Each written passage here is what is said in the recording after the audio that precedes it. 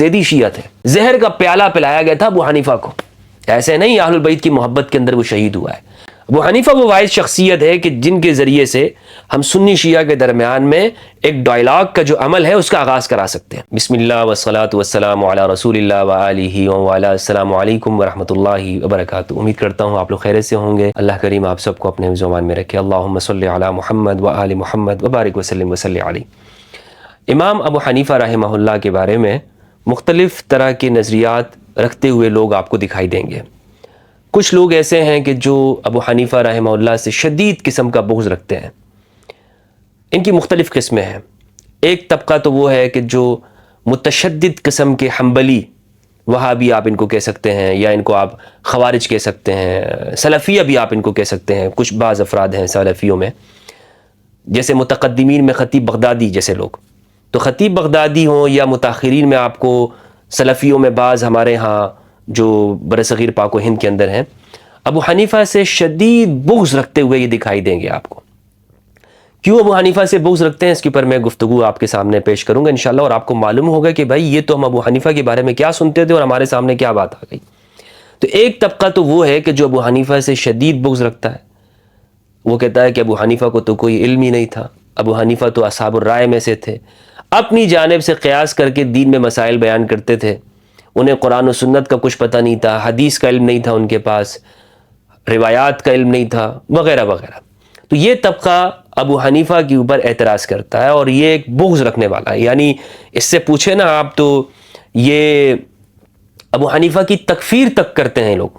بعض لوگ امام ابو حنیفہ رحمہ اللہ کی تکفیر بھی کرتے ہیں، ان کو مسلمان بھی نہیں سمجھتے، یہ ان غالی متدینین کے اندر جو اپنے آپ کو مذہبی لوگ کہتے ہیں۔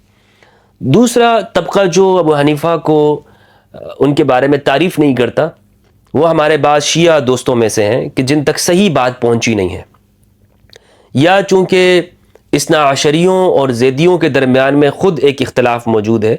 آپ جو ہمارے ہاں جو شیعہ کی دو تقسیمیں ہیں، اثنا عشریہ یعنی امامیہ اور اسی طرح زیدیہ میں، تو ان دونوں میں بہت بڑا ایک فرق موجود ہے، اسی لیے یہ ایک دوسرے کی تعریف بھی نہیں کریں گے۔ تو ابو حنیفہ کی جو زندگی ہے وہ زیدیوں کے ساتھ زیادہ قربت ہے، تو اسی لیے یہ جو طبقہ ہے اثنا عشریوں میں جو ہمارے ہاں جو شیعہ افراد ہیں، ان سے اگر آپ پوچھیں گے تو ان کی رائے ابو حنیفہ کے بارے میں درست نہیں ہے، لیکن ان تک صحیح معلومات نہیں آئی ہیں۔ صحیح معلومات اگر ان تک بھی چلی جائیں تو یہ بھی ابو حنیفہ کے بارے میں ان کا نظریہ نقطہ نظر واضح ہو جائے گا۔ تیسرا جو گروہ ہے ابو حنیفہ سے بغض رکھنے والا، وہ لوگ ہیں کہ جو ہر دور کے اندر حکمران طبقے کے خوشہ چی ہوتے ہیں، اور یہ جو حنبلیوں کی میں نے بات کی ہے تو یہ ان کا بھی بغض رکھنے کی وجہ یہ ہے کہ یہ اپنے زمانے میں جو بنو عباس کی حکومت تھی، جب متوکل عباسی آتا ہے اور بنو عباس ان پر بنو ہاشم کی اسٹیبلشمنٹ کا غلبہ کم ہو کر وہاں پہ ان پر محدثین کا غلبہ زیادہ ہو جاتا ہے، عقل والوں کا غلبہ کم ہوتا ہے، یعنی معتزلہ کا اور بنو ہاشم کا، تو پھر جو طبقہ وہاں پر آتا ہے حکمران متوکل عباسی جیسے لوگ جو کہ ناسبی تھے، تو اس دور میں جو محدثین تھے احمد بن حنبل رحمہ اللہ جیسے لوگ، ان کو مین سٹریم کے اندر جگہ ملتی ہے۔ تو یہ وہ لوگ ہیں کہ جو بھرپور طریقے سے اس دور میں ابو حنیفہ کے خلاف ایک کاروائی کا آغاز ہوتا ہے۔ اب یہاں پر سمجھنے والی بات ہے کہ آخر ابو حنیفہ کے خلاف یہ لوگ کیوں ہوئے؟ یہ لوگ اس لیے ابو حنیفہ کے خلاف ہوئے، اس کو سمجھنے کے لیے، اس بات کو جاننے کے لیے آپ کو ابو حنیفہ کے دور میں جانا پڑے گا، کیونکہ ابو حنیفہ دوسری صدی کے اور احمد بن حنبل تیسری صدی کے، یعنی پورے 100 سال کا گیپ ہے۔ ابو حنیفہ کی پیدائش ہوئی ہے 80 ہجری میں، یعنی واقعہ کربلا کے 20 سال بعد، اور بالکل جو پیدائش ہے امام جعفر الصادق، امام اعظم امام جعفر الصادق علیہ السلام کی بھی پیدائش یہی ہے، اور امام زید کا بھی یہی دور ہے، اور امام جعفر الصادق علیہ السلام دوسری صدی ہجری کی شخصیت ہے، ابو حنیفہ بھی دوسری صدی ہجری کی شخصیت ہے، لیکن احمد بن حنبل وہ تیسری صدی کی شخصیت ہے۔ تو اب یہ 100 سال کا پورا گیپ آتا ہے۔ ابو حنیفہ کا زمانہ کیا ہے؟ ابو حنیفہ وہ شخص ہے میرے بھائیوں کہ جن کو بنو امیہ کا زمانہ بھی ملا ہے اور جن کو بنو عباس کا زمانہ بھی ملا ہے، دونوں ادوار ابو حنیفہ نے دیکھے، یہ وہ شخص ہے۔ اس لیے ابو حنیفہ کی زندگی بڑی آزمائش والی زندگی ہے۔ یہاں پر بنو امیہ کے دور میں بھی انہوں نے حق کا پرچم بلند رکھا، اور بنو عباس کے زمانے کے اندر بھی۔ ابو حنیفہ چاہتے تو بنو امیہ کا دور جیسے ہی بدلا ہے تو ابو حنیفہ بنو عباس کی حکومت سے مراعات لے سکتے تھے، کیونکہ بنو امیہ وہ لوگ تھے کہ جنہوں نے، جو ابن حبیرہ تھا کوفہ کا جو حکمران تھا، ابو حنیفہ پر شدید ظلم کیا اس نے، اور ابو حنیفہ اسی کی وجہ سے کوفہ سے چلے گئے تھے، مدینہ چلے گئے، 5 سال مدینہ میں رہے، اور مدینہ میں وہاں پر امام جعفر صادق علیہ السلام کے پاس انہوں نے تعلیم حاصل کی، ان کی شاگردگی اختیار کی امام باقر علیہ السلام کی۔ یہ وہ زمانہ ہے۔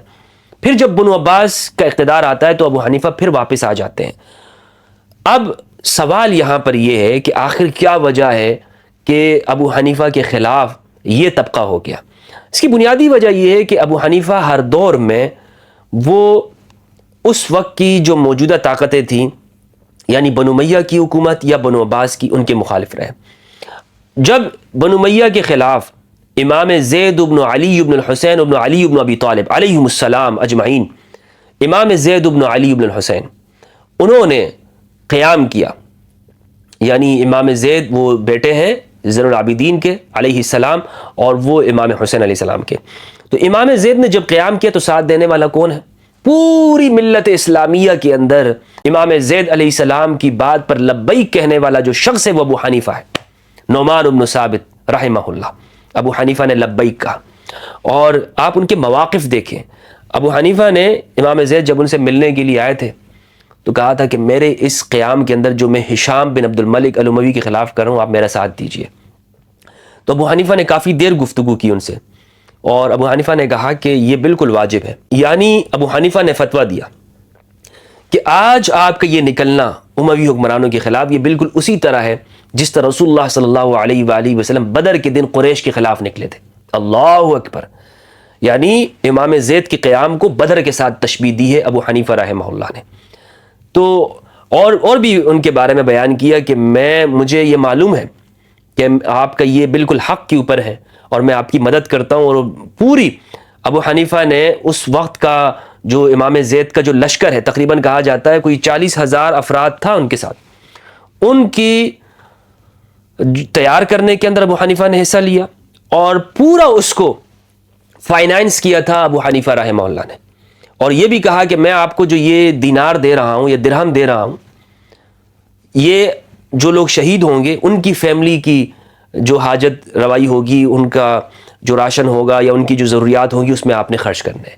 یعنی ابو حنیفہ نے پوری ایک آنے والے وقت کے لیے پلاننگ کر کے ان کو دی، لیکن خود ابو حنیفہ اس میں شریک نہ ہوئے، اور اس کی وجہ یہ ابو حنیفہ ایک تو بیمار تھے، آپ کی جو جسمانی حالت تھی وہ اس قابل نہیں تھی، کیونکہ آپ اکثر یہ دیکھیں گے کہ جو علم سے وابستہ لوگ ہوتے ہیں نا، جو تدبر و تفکر کرتے ہیں، وہ لڑائی میں بہت کم آگے ہوتے ہیں۔ یہ ہمیشہ ہر دور میں رہا ہے، ان کو جسمانی عوارض بہت لاحق ہوتے ہیں، کیونکہ جو جسمانی جسم کے اوپر جو زیادہ فرق ہوتا ہے وہ دماغی کام کرنے سے پڑتا ہے۔ تو ابو حنیفہ نے اس کے اندر حصہ نہیں لیا، لیکن آپ نے مالی طور پر اس کے اندر شرکت کی، آپ نے زبان کے ذریعے اس میں شرکت کی، یعنی کلمت الحق آپ نے بلند کیا، آپ نے امام زید علیہ السلام کا ساتھ دیا۔ اور یہ بات اموی حکومت جانتی تھی، لیکن اموی حکومت وہ ڈائریکٹ آ کر سامنے ابو حنیفہ کے نہیں آئی، اس نے مختلف طرح کی لالچ آپ کو دی، لیکن ابو حنیفہ نے قبول نہیں کی۔ ابو حنیفہ پہ ظلم ہوا، آپ وہاں سے چلے گئے۔ اچھا، یہ صرف بنو امیہ کے خلاف امام زید نہیں، بلکہ ان کے بیٹے یحییٰ کا ساتھ بھی دیا، پھر آگے ابراہیم بن الحسن ان کا ساتھ بھی دیا ہے، جو نفس مرضیہ جن کو کہا جاتا ہے، نفس زکیہ کا بھی ساتھ دیا محمد بن الحسن علیہ السلام کا۔ تو یہ ابو حنیفہ کے مواقف تھے، آپ ان کا ساتھ دیا کرتے تھے۔ اور ابو حنیفہ کی جو زندگی ہے میرے بھائی، اتنی بڑی دولت تھی ابو حنیفہ کے پاس، اور یہ اپنے پیسے نہیں تھے ابو حنیفہ کے۔ ابو حنیفہ کا جو کمال ہے وہ یہ تھا کہ آپ کے پاس لوگ مال جمع کیا کرتے تھے، لوگ مال رکھوانے کے لیے آتے تھے کہ بھائی یہ میرے 1000 درہم ہے، یہ 1000 دینار ہے۔ ابو حنیفہ ان سے کہتے تھے بھائی آپ اپنی امانت میرے پاس رکھوا رہے ہو، لیکن میں آپ سے ایک بات پوچھنا چاہتا ہوں کہ یہ جو مال آپ رکھوا رہے ہو نا میرے پاس، میں اس اجازت سے رکھوں گا کہ یہ آپ مجھے قرض بھی دے رہے ہو۔ یعنی امانت تو ایسی ہوتی ہے کہ اگر کل کو میرے سے ضائع ہو گئی تو آپ تو مجھ سے نہیں لی سکتے واپس، مجھ سے تو لے نہیں سکتے نا، کیونکہ امانت تو آپ نے رکھوا دی، میں کہ مجھ سے ضائع ہو گئی، لیکن اس وقت میں کہ جب اس میں میرا کوئی قصور نہ ہو، ضائع ہو گئی تو چلی گئی۔ لیکن اگر آپ مجھے قرض دیں گے اور خدا نہ خواستہ یہ امانت آپ کی ضائع ہو گئی تو یہ میں پابند ہوں گا کہ آپ کو لوٹاؤں۔ تو ابو حنیفہ نے ان کو کہا کہ ٹھیک ہے میں آپ کی امانت رکھوں گا لیکن یہ امانت بطور قرض ہوگی. وہ کہتے تھے ٹھیک ہے بھائی, ایک بندہ آ رہا ہے 1000 دینار. تو یہ بات جب لوگوں نے سنی, بھائی امانت بھی رکھوا رہے ہیں اور قرض بھی ہے, یہ تو بڑی اچھی بات ہو گئی کہ اگر امانت ضائع بھی ہو جاتی ہے تو پھر بھی ہمیں اس کا بدل ملے گا. ابو حنیفہ نے کہا بالکل ملے گا. تو اس طرح کر کے ابو حنیفہ کے پاس اس زمانے کے اندر لاکھوں دینار جمع ہو گئے تھے, جس کو ابو حنیفہ نے اپنے بزنس کے اندر لگا دیا. ابو حنیفہ کا بزنس کیا تھا؟ ابو حنیفہ کا جو بزنس تھا نا, یہ میں آپ کو اس لیے بتا رہا ہوں کہ تاکہ ہمیں معلوم ہو کہ ابو حنیفہ وہ شخصیت کون ہے کہ جنہوں نے امام زید کا ساتھ دیا. اہل البیت میں سے ایک جلیل القدر فرد امام زید علیہ السلام کا ساتھ دیا ہے. کیا وجہ ہے؟ اس کی وجہ یہ ہے, یعنی اتنے کھل کر کیوں آئے سامنے اور آپ کو جرت کس بات نے عطا کی. ہوا یہ میرے بھائی کہ ابو حنیفہ نے اس زمانے میں بڑے بڑے سپر مارٹ بنائے, بڑی بڑی دکانیں آپ نے بنائی, لیکن سپر مارٹ کا جو کانسیپٹ ہے نا, سب سے پہلے دینے والا ابو حنیفہ ہے. کیا کانسیپٹ دیا آپ نے کہا کہ پرائسز فکس ہو جائیں گے. اب یہ اسلام کے اندر یعنی فقہ کے اندر ایک بڑا اختلافی مسئلہ ہے کہ کیا گورنمنٹ کو یہ اختیار ہے کہ وہ پرائسز فکس کر سکے. تو یہ اختلافی مسئلہ ہے. تو ابو حنیفہ نے کیا کیا؟ ابو حنیفہ نے کہا بھائی آپ میرے دکان میں آنا چاہتے ہیں, آپ بس سیدھا آئیں اور جس بھی کپڑے کے اوپر آپ اس کو پسند کرنا چاہتے ہیں, اس کی ایک فکس قیمت ہے, آپ نے بس کپڑا پسند کرنا ہے اور یہ قیمت ادا کرنی ہے. ابو حنیفہ کا کاروبار اتنا بڑھ گیا تھا, اتنی اس کی فرنچائز کھل گئی تھی, یعنی کوفہ میں, بغداد میں, حتیٰ کہ کابل تک ابو حنیفہ کی جو یہ بزنس تھا یہ پھیل گیا تھا. اور اس کو پھر آپ آگے پھیلاتے کیسے تھے؟ یہ بھی بڑا دلچسپ واقعہ ہے کہ آپ کے پاس جو بندہ آتا تھا اسٹوڈنٹ بن کے, تو آپ اسے کہتے تھے بھائی اب تم میرے پاس یہاں رہ کے نا مولوی گیری تم نے نہیں کرنی, تم اپنے علاقے میں جاؤ اور وہاں علاقے میں جا کر یہ بزنس سنبھالو, فرنچائز کھولو, وہاں پہ کپڑے کا کاروبار کرو اور تمہاری آمدن بھی ہوگی اور ہمارا منافع بھی ہوگا. تو اس طرح کر کے ابو حنیفہ نے اپنے اس بزنس کو آگے پھیلایا. اللہ کی لاکھوں رحمتیں ان کے اوپر, اور اسی لیے آپ نے ساتھ دیا. حکومت وقت دو حیثیتوں سے آپ کو چاہتی تھی کہ آپ کنٹرول میں آ جائیں. ایک تو یہ کہ آپ اہل البیت کے شاگرد تھے, دوسرا یہ کہ آپ جانتے تھے, حکومت یہ جانتی تھی کہ یہ ایک بڑا بزنس مین آدمی ہے اور یہ اس کو قریب کرنے کا صرف ایک ہی طریقہ ہے کہ اس کو ہم کوئی عہدہ دے دیں. ابو جعفر منصور جو بنو عباس کا حکمران ہے, اس نے بالکل اوپن پیشکش کر دی کہ آپ چیف جسٹس کا عہدہ قبول کر لیں, اور جو سٹیمپ ہے نا جس میں کسی کی موت کا پروانہ لکھا جاتا ہو یا کسی کی زندگی کا, اس میں آپ کا نام لکھ دوں گا میں. آپ اتنی آفر میں آپ کو دے رہا ہوں. ابو حنیفہ نے کہا نہیں بھائی مجھے قبول نہیں ہے. تو جو لوگ یہ کہتے ہیں نا کہ ابو حنیفہ نے امام جعفر صادق علیہ السلام کی مد مقابل آ کر ایک پوری فقہ لکھ ماری اور اس طرح اہل البیت کے مد مقابل آئے, تو یہ ابو حنیفہ کو اہل البیت کا مخالف کر کے پیش کرتے ہیں. بہت بڑی غلط فہمی ہے. مجھے آپ ان لسٹ میں سے آپ بتائیں کہ کون سا وہ شخص ہے کہ جو اتنے خطرناک دور کے اندر وہ سامنے آتا ہے اور وہ علی اعلان اس زمانے کے اندر اہل البیت کا ساتھ دیتے ہوئے بنو امیہ کے حکمرانوں کے خلاف وہ جہاد کا اعلان کرتا ہے. کوئی ایک شخص تو مجھے بتائیں. ابو حنیفہ کے علاوہ آپ کو کوئی نظر نہیں آئے گا. ابو حنیفہ وہ شخص ہیں کہ جنہوں نے اہل البیت کے لیے جان دی ہے. ان کا جنازہ جیل سے نکلا ہے. میں اپنے دوست احباب سے کہنا چاہتا ہوں کہ ابو حنیفہ کی زندگی تو پڑھیں گے, کون ہے وہ, جیل سے جنازہ نکلا ہے. حکمران سے کہنے والے ہیں کہ بھائی میں تمہاری بات نہیں مانوں گا. جو شروع میں نے آپ کو بات کہی نا کہ یہ جو تیسرا طبقہ ہے جو حکمران کا خوشہ چین رہا ہے, یہ ابو حنیفہ سے ناراض رہتے ہیں. اس کی ایک مثال بھی آپ کو دینا چاہوں گا کہ اوزاعی امام اہل الشام ہے. اوزاعی کا اعتراف موجود ہے کہ ہم ابو حنیفہ کی ہر بات کو برداشت کرتے رہے, ہر بات ہم نے سن لی, مان لی, اور ہم نے کہا کہ بھائی ٹھیک ہے ابو حنیفہ تم سے ہمارا کوئی اختلاف نہیں, ہم برداشت کر لیتے ہیں, تم جو مسئلہ بیان کرو. لیکن اب تم تلوار لے کر ہمارے سروں کے اوپر آ گئے, اب تو ہم تمہیں برداشت نہیں کر سکتے. یعنی ابو حنیفہ کی باتوں کو ہم برداشت کرتے رہے, لیکن یہ کیا بھائی کہ اب تلوار لے کر تم ہمارے خلاف آ گئے ہو. کیا مطلب ہے اس بات کا؟ اس بات کا مطلب یہ ہے کہ تم نے آج تک جو مسئلے بیان کیے وہ تو ٹھیک ہے, لیکن اب تم حکمرانوں کے خلاف آ گئے ہو اور ان کو کہا ہے کہ جناب یہ جو مولوی تم سے وظیفے لیتے ہیں, جو وظیفہ خوار مولوی ہیں, جو حکومت سے لینے والے عہدے ہیں, مراتب ہیں, تم نے لیے ہیں, عہدے بانٹ لیے, تمہارے پاس یہ جو پروٹوکول آ گیا ہے اتنا لمبا چوڑا, یہ تام جھان جو تمہارے پاس موجود ہے, یہ سب حرام ہے. تم نے ہمارے خلاف فتوے دے دیے اور تم نے یہ فتویٰ دے دیا ہے کہ بھائی حکمران کے خلاف خروج کرنا, یہ جو حکمران اس وقت ہیں ان کے خلاف خروج واجب ہے. اب تو ہم تمہیں برداشت نہیں کر سکتے. اور اس کو تفصیل کے ساتھ جساس رازی رحمہ اللہ نے احکام القرآن کے اندر لکھا ہے، جو دیکھنا چاہتا ہے وہاں پہ دیکھ سکتا ہے۔ تو ابو حنیفہ کی یہ زندگی ہے۔ ابو حنیفہ یہ اہل البیت کا مخالف شخص نہیں رہا ہے۔ بعض لوگ یہ کہتے ہیں کہ بھائی پھر انہوں نے فقہ کیوں لکھی؟ میں اس سوال کا بھی جواب دینا چاہتا ہوں کہ ابو حنیفہ وہ زندگی میں اگر آپ یہ دیکھیں گے تو جس کو ہمارے ہاں یہ کہتے ہیں کہ ایک شیعہ فرد، تو ابو حنیفہ آپ کو نظر آئیں گے کہ وہ زیدی شیعہ تھے۔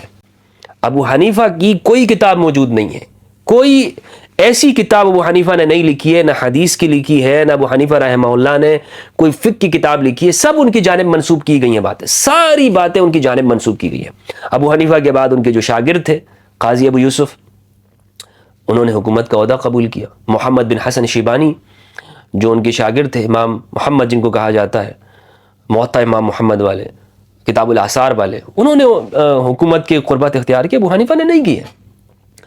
تو کتنا بڑا ایک ظلم ہے کہ ہم ایک ایسا شخص جو محب اہل البیت ہو، ہم اسے سنی شیعہ کے خانوں کے اندر تقسیم کر کے ہم امت کے سامنے پیش کریں۔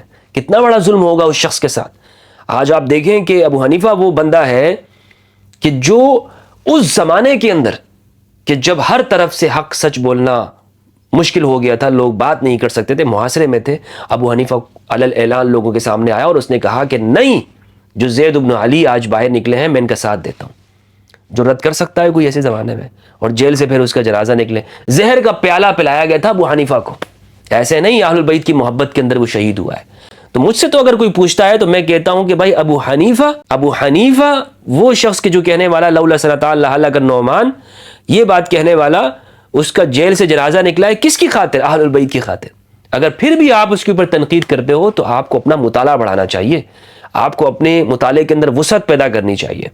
ابو حنیفہ وہ واحد شخصیت ہے کہ جن کے ذریعے سے ہم سنی شیعہ کے درمیان میں ایک ڈائلاگ کا جو عمل ہے اس کا آغاز کرا سکتے ہیں۔ میں تو اس بات کو تسلیم کرتا ہوں، یعنی میں اس بات کو مانتا ہی نہیں کہ ابو حنیفہ اس نے کوئی الگ فقہ لکھی ہے یا وہ کوئی ایسا بندہ تھا کہ جو اہل البیت کے خلاف تھا۔ نہیں، میں اس چیز کو نہیں مانتا۔ پوری زندگی ابو حنیفہ کی وہ اہل البیت کے ساتھ گزری ہے، اہل البیت کے لیے قیام کے اندر گزری ہے، ان کا ساتھ دیتے ہوئے زید شہید کا ساتھ دیا ہے۔ اسی لیے آج اللہ رب العزت نے جو ابو حنیفہ کا نام زندہ رکھا ہے، اس کے اندر ایک وجہ یہ بھی ہے کہ وہ اہل البیت کا سچا محب تھا، سچا وفادار تھا اہل البیت علیہ السلام کا۔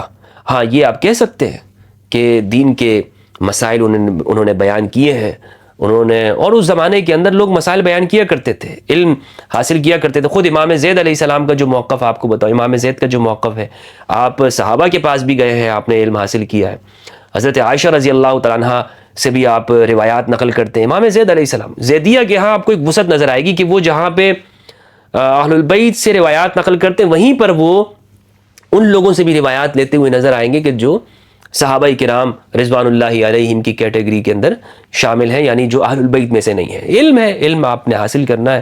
ابو حنیفہ کا بھی یہی منہج تھا، ابو حنیفہ کا بھی یہی طریقہ تھا۔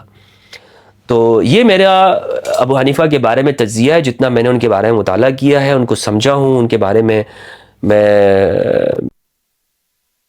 میرے یہ خیالات ہیں، کسی کے اوپر میں سونپ نہیں رہا، کسی کے اوپر میں تھوپ نہیں رہا، کسی کو میں یہ نہیں کہہ رہا ہوں کہ بھائی آپ نے اس کو اپنانا ہے، آپ ضروری ہے، نہیں۔ ایک طالب علم ہوں، اس چینل کے اوپر آپ نے اگر اس حیثیت سے آ رہے ہیں نا کہ یہ سنی کا چینل ہے یا شیعہ کا چینل ہے، تو خدا کے لیے بھائی نہ مجھے آپ دیکھیں نہ سبسکرائب کریں۔ اس چینل کا مقصد یہ ہے کہ ہم اویئرنیس، اہل البیت کی علوم، سنی کو اہل البیت کے ساتھ جوڑیں اور اپنے معاشرے کے اندر ہم مسلمانوں کے درمیان میں جو پائی جانے والی غلط فہمی ہے اس کا خاتمہ کریں، اور کوئی مقصد نہیں ہے۔ اگر کوئی اور ذہن میں ہے نا کچھ، تو اس کو نکال دیں۔ السلام علیکم ورحمۃ اللہ وبرکاتہ۔